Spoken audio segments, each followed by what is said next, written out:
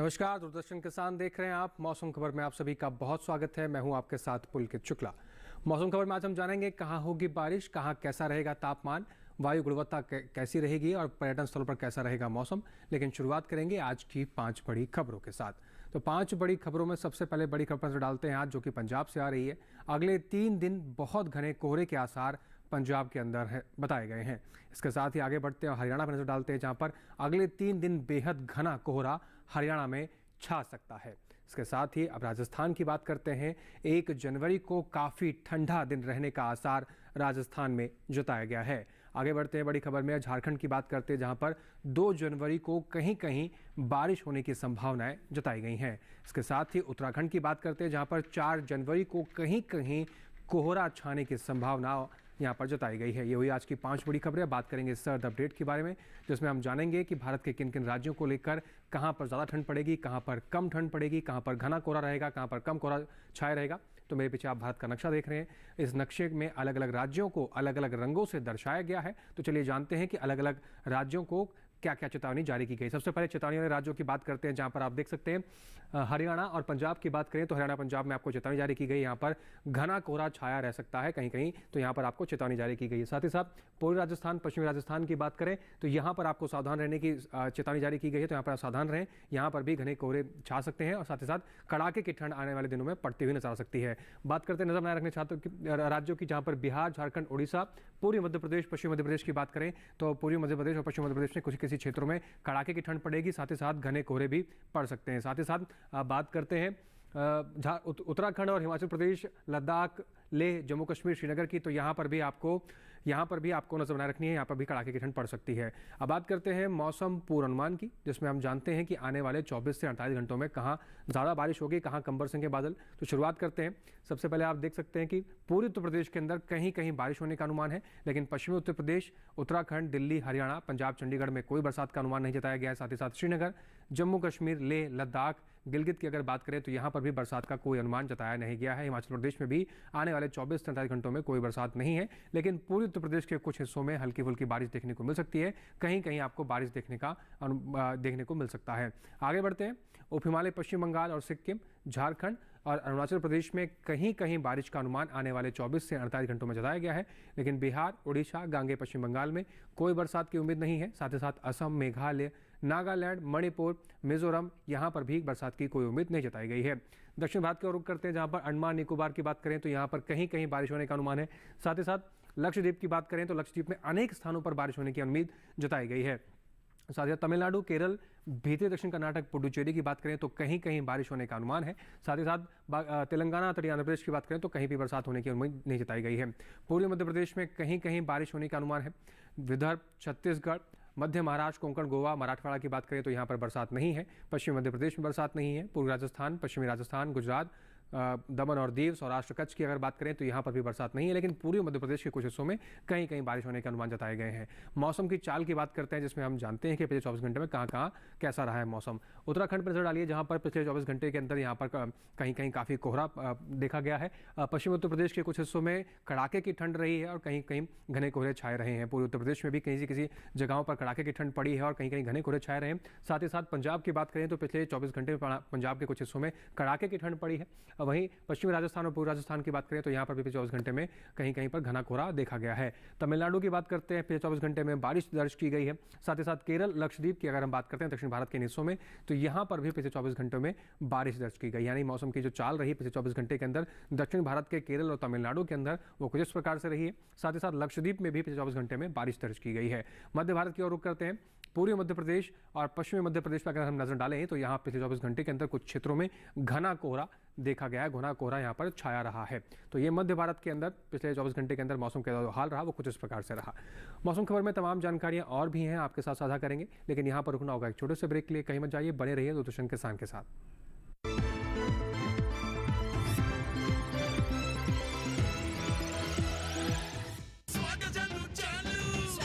स्वाद से करेंगे नया साल का स्वागत। गोल्डी मसाले की ओर से हैप्पी न्यू ईयर।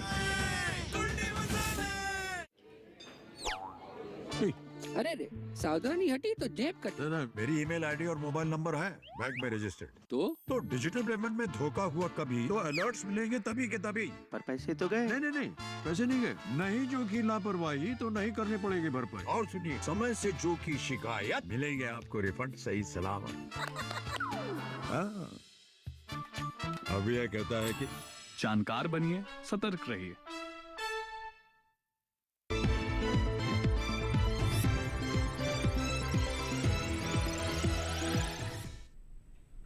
ब्रेक के बाद एक बार फिर से आप सभी का बहुत स्वागत है। आप सभी देख रहे हैं मौसम खबर। मौसम खबर के इस हिस्से में हम बात करेंगे कि देश के अलग अलग राज्यों में न्यूनतम तापमान क्या रहा और कहां पर अधिकतम तापमान का हाल क्या रहा। तो चलिए शुरुआत करते हैं और जानते हैं तापमान का हाल। तापमान के हाल में सबसे पहले हम बात करेंगे न्यूनतम तापमान की। तो शुरुआत करते हैं और जानते हैं हिमाचल प्रदेश, पंजाब, चंडीगढ़, श्रीनगर, जम्मू कश्मीर, लेह, लद्दाख, गिलगित की अगर हम बात करें तो यहाँ पर न्यूनतम तापमान 1.6 से 3 डिग्री सेल्सियस सामान्य से ज़्यादा दर्ज किया गया है। न्यूनतम तापमान का हाल इन राज्यों के अंदर कुछ इस प्रकार से रहा। इसके साथ ही उत्तराखंड, पश्चिमी उत्तर प्रदेश, हरियाणा और दिल्ली की अगर हम बात करें तो यहाँ पर न्यूनतम तापमान 3.1 से 5 डिग्री सेल्सियस सामान्य से ज़्यादा दर्ज किया गया है। आगे बढ़ते हैं, न्यूनतम तापमान की बात करते हैं जहाँ पर पूर्वोत्तर राज्यों पर नजर डालते हैं। अरुणाचल प्रदेश, असम, मेघालय, नागालैंड, मणिपुर, मिजोरम, त्रिपुरा माफ कीजिएगा 1.6 से 3 डिग्री सेल्सियस सामान्य से ज़्यादा दर्ज किया गया है। साथ ही साथ बिहार, झारखंड, उड़ीसा, गांगे पश्चिम बंगाल, पूर्वी उत्तर प्रदेश, इन राज्यों के अंदर भी न्यूनतम तापमान 1.6 से 3 डिग्री सेल्सियस सामान्य से ज़्यादा दर्ज किया गया है।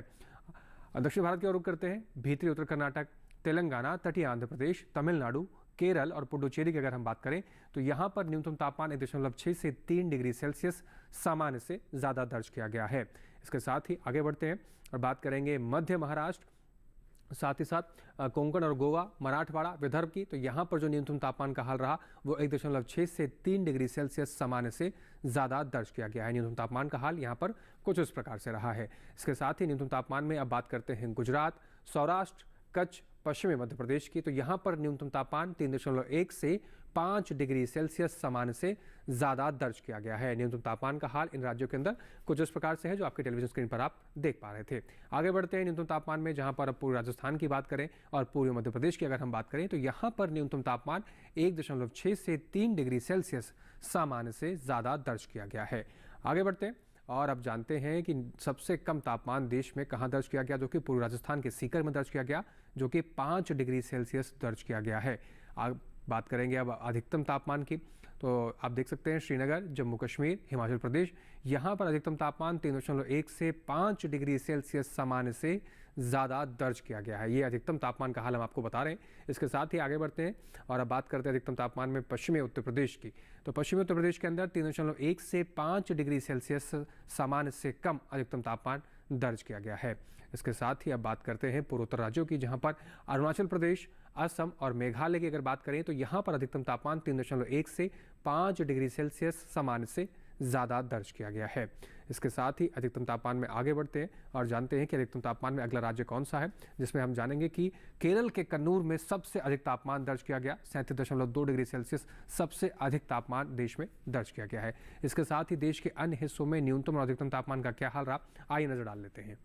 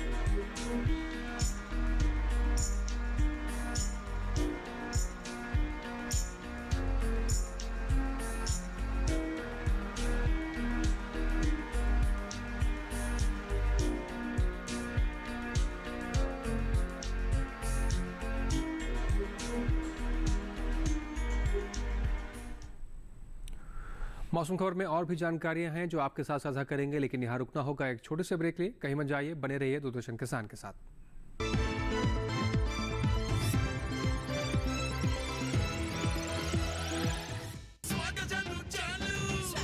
स्वाद से करेंगे नया साल का स्वागत गोल्डी मसाले की ओर से हैप्पी न्यू ईयर।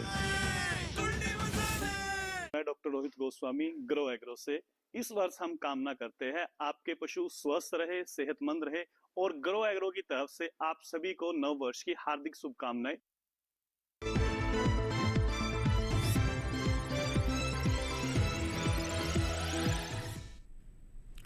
ब्रेक के बाद एक बार फिर से आप सभी का स्वागत है। आप सभी देख रहे हैं मौसम खबर।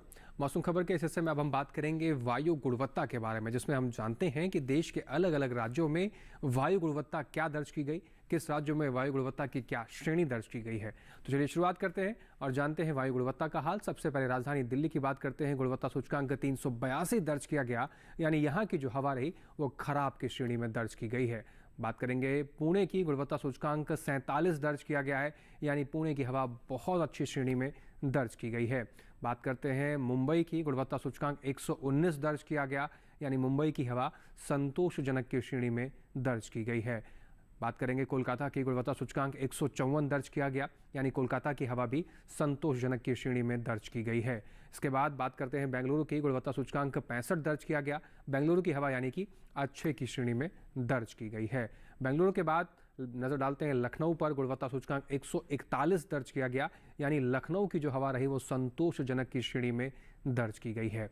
बात करेंगे पटना की। गुणवत्ता सूचकांक 126 दर्ज किया गया, यानी पटना की जो हवा रही वो भी संतोषजनक की श्रेणी में दर्ज की गई है। हैदराबाद पर नजर डालते हैं। गुणवत्ता सूचकांक 97 दर्ज किया गया, यानी हैदराबाद की जो हवा रही वो भी अच्छे की श्रेणी में दर्ज की गई है। इसके साथ ही अहमदाबाद की बात करते हैं। गुणवत्ता सूचकांक 103 दर्ज किया गया, यानी अहमदाबाद की जो हवा रही वो भी संतोषजनक की श्रेणी में दर्ज की गई है। अब बात करेंगे पर्यटन पूर्वानुमान की, जिसमें हम जानेंगे भारत के प्रमुख पर्यटन स्थलों पर आने वाले 4 दिनों में मौसम कैसा रहेगा। शुरुआत जम्मू कश्मीर के कटरा से करेंगे। सोमवार मंगलवार को कड़ी धूप छाई रह सकती है। बुधवार गुरुवार को हल्के फुल्के बादल छाए रहेंगे। हल्की फुल्की धूप भी खिलती हुई नजर आ सकती है। अधिकतम तापमान की बात करें तो 18 डिग्री सेल्सियस से लेकर 20 डिग्री सेल्सियस तक अधिकतम तापमान कटरा में आने वाले 4 दिनों में जा सकता है। न्यूनतम तापमान 8 डिग्री सेल्सियस के आसपास आने वाले 4 दिनों में कटरा में रह सकता है। तो चारों ही दिन यहाँ पर न्यूनतम तापमान 8 डिग्री सेल्सियस के आसपास रह सकता है। इसके साथ ही आगे बढ़ते हैं और बात करेंगे हिमाचल प्रदेश के कुल्लू की। सोमवार मंगलवार बुधवार गुरुवार चारों ही दिन यहाँ पर अच्छी खासी खिलखिलाती हुई धूप खिलती हुई नजर आ सकती है। अधिकतम तापमान की बात करें तो कुल्लू के अंदर अधिकतम तापमान 17 डिग्री सेल्सियस से लेकर 18 डिग्री सेल्सियस तक जा सकता है। वहीं न्यूनतम तापमान 1 डिग्री सेल्सियस से लेकर 2 डिग्री सेल्सियस तक आने वाले 4 दिनों में यह न्यूनतम तापमान रह सकता है। तो कुल्लू घूमने की अगर तैयारी कर रहे हैं तो कुछ इस प्रकार से तापमान के लिए आप तैयार रह सकते हैं। साथ ही साथ उत्तराखंड के अल्मोड़ा पर नजर डालते हैं। सोमवार को हल्के फुल्के बादल छाए रहेंगे। हल्की फुल्की धूप खिलती हुई नजर आ सकती है। मंगलवार बुधवार गुरुवार को मौसम साफ होगा और फिर से तेज धूप खिलने के आसार जताए गए हैं। अधिकतम तापमान की बात करें तो 17 डिग्री सेल्सियस से लेकर 18 डिग्री सेल्सियस तक अधिकतम तापमान आने वाले 4 दिनों में रह सकता है। न्यूनतम तापमान 2 डिग्री सेल्सियस से लेकर 3 डिग्री सेल्सियस के आसपास अल्मोड़ा के अंदर आने वाले 4 दिनों में न्यूनतम तापमान का हाल कुछ इस प्रकार से रह सकता है। इसके साथ ही पंजाब के अमृतसर की अगर हम बात करें तो सोमवार मंगलवार को कुछ क्षेत्रों में घना कोहरा छाया रह सकता है। बुधवार को हल्के फुल्के बादल छाए रहेंगे। हल्की फुल्की धूप भी खिलने के आसार जताए गए हैं। गुरुवार को मौसम साफ होगा और फिर से धूप खिलने के आसार जताए गए हैं। अधिकतम तापमान की बात करें तो 17 डिग्री सेल्सियस से लेकर 18 डिग्री सेल्सियस तक अधिकतम तापमान अमृतसर में आने वाले 4 दिनों में जा सकता है। वहीं न्यूनतम तापमान की बात करें तो 6 डिग्री सेल्सियस से लेकर 8 डिग्री सेल्सियस तक न्यूनतम तापमान 4 दिनों में रह सकता है। राजस्थान के अजमेर की बात करते हैं। सोमवार मंगलवार बुधवार गुरुवार चारों ही दिन यहाँ पर घना कोहरा छाया रह सकता है। अधिकतम तापमान की बात करें तो 22 डिग्री सेल्सियस से लेकर 23 डिग्री सेल्सियस के आसपास अधिकतम तापमान जा सकता है। न्यूनतम तापमान की बात करें तो 12 डिग्री सेल्सियस से लेकर 13 डिग्री सेल्सियस के आसपास न्यूनतम तापमान अजमेर में आने वाले 4 दिनों में जा सकता है। तो अजमेर घूमने की आप तैयारी कर रहे हैं तो कुछ इस प्रकार से मौसम के लिए और तापमान के लिए भी आप तैयार रह सकते हैं। आगे बढ़ते हैं, नई दिल्ली की बात करते हैं, जहाँ पर बात राजघाट की करेंगे, जहाँ पर सोमवार मंगलवार बुधवार गुरुवार चारों ही दिन यहाँ पर घना कोहरा छाया हुआ रह सकता है। अधिकतम तापमान की बात करें तो 17 डिग्री सेल्सियस से लेकर 18 डिग्री सेल्सियस तक आने वाले 4 दिनों में अधिकतम तापमान जा सकता है। वहीं न्यूनतम तापमान की बात करें तो 7 डिग्री सेल्सियस से लेकर 9 डिग्री सेल्सियस तक न्यूनतम तापमान आने वाले 4 दिनों में राजधानी नई दिल्ली राजघाट पर रह सकता है। अधिकतम तापमान की बात मध्य प्रदेश की बात करते हैं, जहां मध्य प्रदेश भोपाल में नजर डालते हैं। सोमवार को घना कोहरा छाया रह सकता है। मंगलवार को हल्के फुल्के बादल छाए रहेंगे। हल्की फुल्की धूप खिलती हुई नजर आ सकती है। बुधवार को भी ऐसा ही रहेगा मौसम और गुरुवार को फिर से यहाँ पर घना कोहरा छाया हुआ रह सकता है। अधिकतम तापमान की बात करें तो 28 डिग्री सेल्सियस से लेकर 29 डिग्री सेल्सियस तक अधिकतम तापमान भोपाल में आने वाले 4 दिनों में जा सकता है। न्यूनतम तापमान की बात करें तो 12 डिग्री सेल्सियस से लेकर 14 डिग्री सेल्सियस तक न्यूनतम तापमान रह सकता है। महाराष्ट्र के कोल्हापुर की बात करते हैं, सोमवार, मंगलवार, बुधवार 3 दिन यहाँ पर अच्छी खासी धूप खिलती हुई नजर आ सकती है। गुरुवार को हल्के फुल्के बादल छाए रहेंगे, हल्की फुल्की धूप भी खिलती हुई नजर आ सकती है। अधिकतम तापमान की बात करें तो 29 डिग्री सेल्सियस के आसपास चारों ही दिन अधिकतम तापमान रह सकता है। न्यूनतम तापमान 15 डिग्री सेल्सियस से लेकर 16 डिग्री सेल्सियस के आसपास कोल्हापुर के अंदर आने वाले 4 दिनों में रह सकता है। तो महाराष्ट्र के कोल्हापुर घूमने की तैयारी आप कर रहे हैं तो कुछ इस प्रकार से माफ कीजिएगा, कुछ इस प्रकार से मौसम के लिए आप तैयार रह सकते हैं।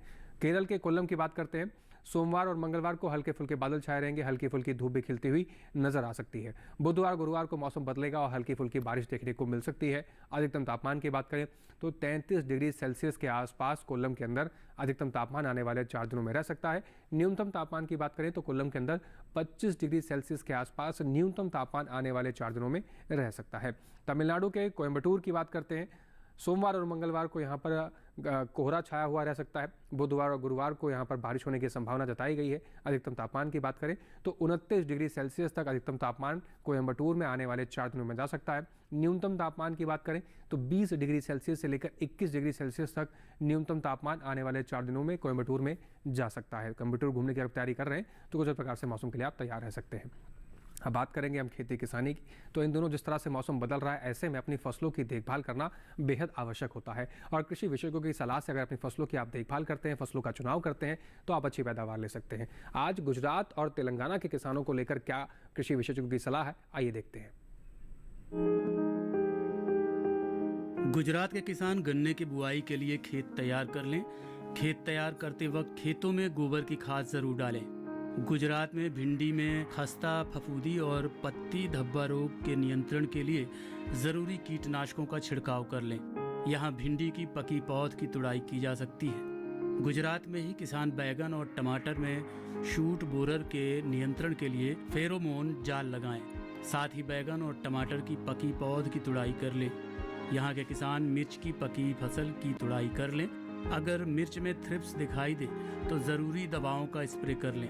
गुजरात में काबुली चने के खेतों को खरपतवार से मुक्त रखें। तेलंगाना के किसान मूंग और उड़द में चूसक कीटों के नियंत्रण के लिए ज़रूरी कीटनाशकों का स्प्रे कर लें। तेलंगाना में ही मूंगफली में जंग लगने की घटना के नियंत्रण के लिए ज़रूरी दवाओं का छिड़काव कर लें। यहाँ मिर्च में पाउडरी मिल्ड्यू के नियंत्रण के लिए ज़रूरी कीटनाशकों का छिड़काव करें। तेलंगाना में ही बैगन में फल छेदक कीट को नियंत्रित करने के लिए प्रति एकड़ में 8 से 10 फेरोमोन जाल लगाएं। साथ ही नीम के तेल का छिड़काव भी कर लें। यहाँ के किसान टमाटर में थ्रिप्स का प्रकोप दिखाई देने पर इसके नियंत्रण के लिए आवश्यक दवाएं छिड़कें। तेलंगाना में हल्दी में राइजोम मक्खी को नियंत्रित करने के लिए प्रति एकड़ में 100 किलोग्राम नीम के केक का पाउडर भी डालें। चलिए बात करेंगे आज की फसल की। तो आज की फसल हमारी बैगन की फसल है। तो बैगन की फसल की खेती करते समय किन बातों का विशेष रूप से ध्यान रखें, इस पर बता रहे हैं हमारे विशेष वैज्ञानिक की सलाह क्या है, आइए देखते हैं इस रिपोर्ट में। ये समय बैंगन की रुपाई के लिए अनुकूल है। बैंगन की रुपाई करने से पहले खेतों को अच्छी तरह तैयार कर लें। रुपाई करते समय पौध से पौध की दूरी 60 सेंटीमीटर और पंक्ति से पंक्ति की दूरी 60 से 75 सेंटीमीटर रखें। किसान बैंगन की कई किस्मों की रुपाई इस समय कर सकते हैं, जैसे पूसा श्यामला। बैंगन की ये किस्में लंबे आकार की होती है। इस किस्म की बुआई पंजाब, उत्तर प्रदेश, बिहार और झारखंड में कर सकते हैं। इस किस्म की 1 हेक्टेयर में 390 क्विंटल पैदावार ले सकते हैं। इसकी शाखाएं सीधी होती है और पौधा कांटा रहित होता है। पूसा पर्पल क्लस्टर की रुपाई भी की जा सकती है। ये किस्म उत्तरी भारत के मैदानी और पर्वतीय इलाकों के लिए अच्छी होती है। 1 हेक्टेयर में 200 क्विंटल पैदावार ली जा सकती है। इसकी लंबाई 10 से 12 सेंटीमीटर होती है। इसका रंग गहरा बैंगनी होता है। इसके अलावा पूसा अंकुर की रुपाई की जा सकती है। इस किस्म का आकार गोल होता है। पूसा अंकुर राजस्थान, गुजरात, हरियाणा, दिल्ली, मध्य प्रदेश और महाराष्ट्र में लगाने के लिए काफी अच्छी है। 1 हेक्टेयर में 350 क्विंटल फसल ली जा सकती है। पूसा उत्तम भी लगा सकते हैं।